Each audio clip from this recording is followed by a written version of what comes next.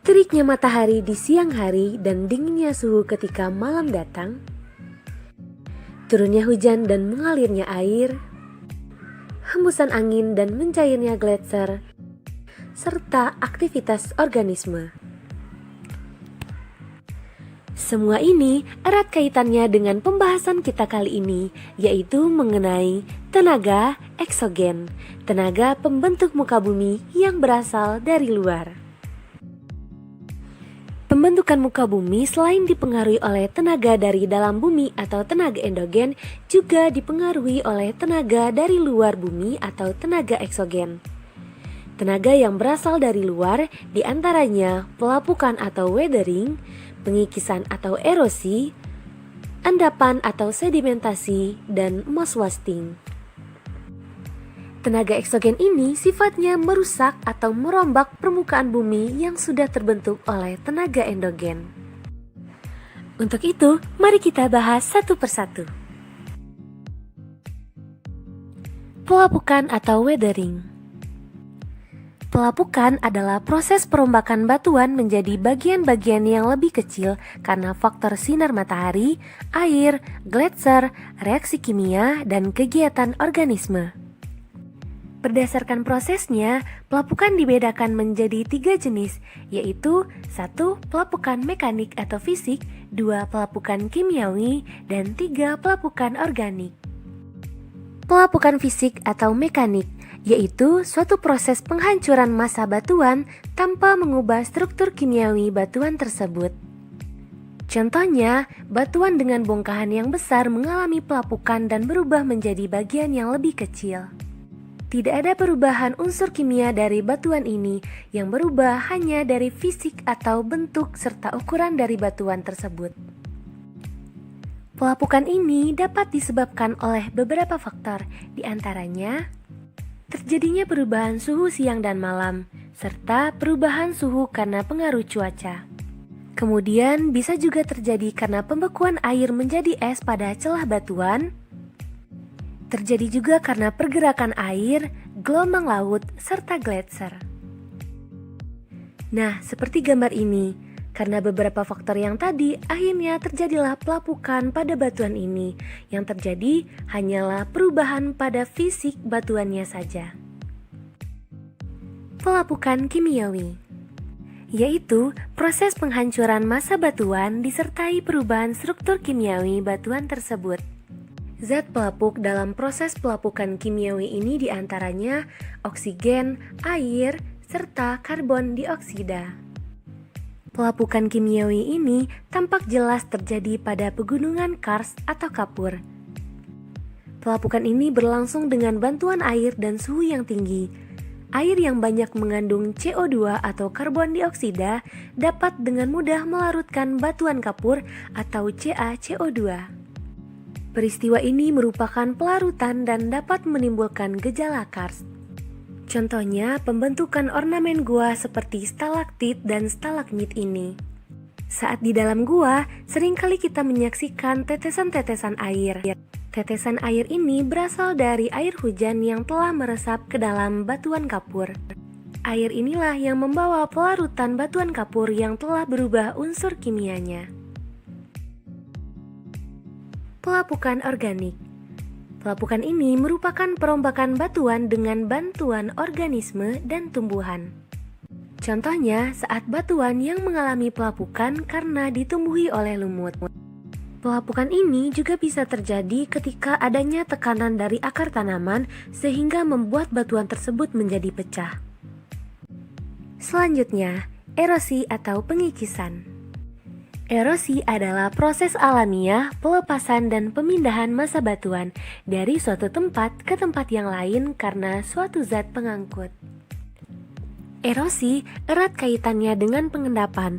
Jika kita perhatikan, ada 3 proses gerakan dalam peristiwa erosi ini, dimulai dari pelepasan massa batuan dari batuan induknya, kemudian batuan yang terlepas akan mengalami proses pengangkutan, dan terakhir, hasil pengangkutan tersebut akan diendapkan di suatu tempat. Erosi terbagi menjadi 4. Yang pertama, erosi oleh air atau ablasi. Yang kedua, erosi oleh gelombang laut atau abrasi. Yang ketiga, erosi oleh angin atau deflasi. Yang keempat, erosi oleh gletser atau ekserasi. Erosi air atau ablasi. Gerakan air, baik yang di permukaan tanah maupun di dalam tanah, dapat menyebabkan erosi. Dan ini adalah sebuah eksperimen yang membuktikan bahwa kekuatan air dapat mengerosi sebuah batuan. Tentunya erosi ini berlangsung dalam waktu yang lama. Ada 4 tingkatan dalam erosi: percik, lembar, alur, parit. Erosi percik. Sesuai dengan namanya, erosi ini disebabkan oleh percikan air hujan yang jatuh saat sampai di tanah. Seperti gambar yang kalian lihat ini adalah tanah yang terkena oleh percikan air hujan. Erosi lembar. Pada tahap ini, yang terkena erosi adalah lapisan tanah bagian atas, yang berakibat kesuburan tanah berkurang karena terkikis oleh air. Pada saat mengerosi, warna air akan terlihat keruh atau kuning kecoklatan. Erosi alur. Jika tahap kedua atau erosi lembar terus terjadi, maka lama-kelamaan tanah akan membentuk alur-alur yang searah dengan kemiringan lerengnya. Erosi parit. Pada tahap terakhir, alur-alur erosi akan membentuk huruf U atau huruf V. Biasanya terjadi pada wilayah yang memiliki tingkat kelerengan tinggi dan vegetasi yang sedikit. Tanah yang rusak akibat erosi parit ini akan sulit dikembalikan kesuburannya. Erosi juga dapat terjadi di sepanjang aliran sungai, yaitu erosi tebing sungai, erosi mudik, dan erosi badan sungai. Erosi tebing sungai terjadi ketika dinding sungai hingga badan sungai mengalami erosi sehingga sungai tersebut bertambah lebar. Erosi mudik. Erosi ini terjadi pada badan sungai yang memiliki ketinggian berbeda, contohnya pada air terjun. Pada air terjun ini, air akan mengerosi bagian dinding belakang air terjun, sehingga terjadilah erosi mudik yang menyebabkan lokasi air terjun akan semakin mundur. Erosi badan sungai. Erosi badan sungai berlangsung ke arah dasar sungai sehingga lembah sungai menjadi semakin dalam. Jika berlangsung dalam waktu yang lama, maka akan membentuk ngarai yang dalam. Contoh erosi oleh air atau dengan istilah ablasi ini adalah terbentuknya Grand Canyon di Amerika Serikat. Grand Canyon ini memiliki kedalaman sekitar 1.700 meter, lebar 29 km, dan panjang 450 km. Di bawah Grand Canyon ini mengalirlah Sungai Colorado. Menurut sejarah geologi bumi, Grand Canyon ini terbentuk dan terukir indah karena pengikisan dari Sungai Colorado. Erosi gelombang laut atau abrasi. Abrasi adalah pengikisan batuan oleh gelombang laut. Semakin besar gelombang, maka semakin kuat hantamannya ke wilayah pantai. Material-material yang terkikis akan dibawa ke tempat lain di sekitarnya atau ke arah laut. Terbentuknya bentang alam seperti klif dan relung adalah hasil dari proses abrasi ini. Klif adalah pantai-pantai yang berdinding curam dan relung adalah cekungan-cekungan yang terdapat pada dinding lereng. Bagi masyarakat pesisir, menanam mangrove adalah upaya untuk mencegah agar tanah tidak tergerus terus oleh abrasi ini. Selain itu, membuat tanggul juga merupakan salah satu solusi agar tanah terhindar dari abrasi. Erosi oleh angin atau deflasi. Erosi angin biasanya terjadi di wilayah gurun yang memiliki iklim kering. Pada wilayah ini sering terjadi badai pasir yang dapat mengikis batuan yang dilewatinya.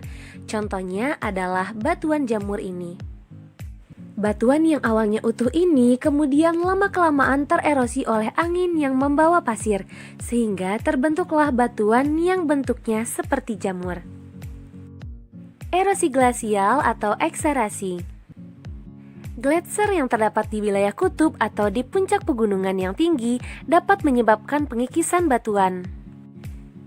Ciri khas bentang alam yang dibentuk adalah terdapat alur-alur pada batuan yang sejajar karena dilalui oleh gletser. Lembah-lembah yang dalam dan memanjang pun dapat terbentuk apabila erosi terus terjadi dan berlangsung dalam waktu yang sangat lama. Proses eksarasi ini dapat kita lihat pada perubahan bentuk batuan di Glacier National Park di Amerika Serikat.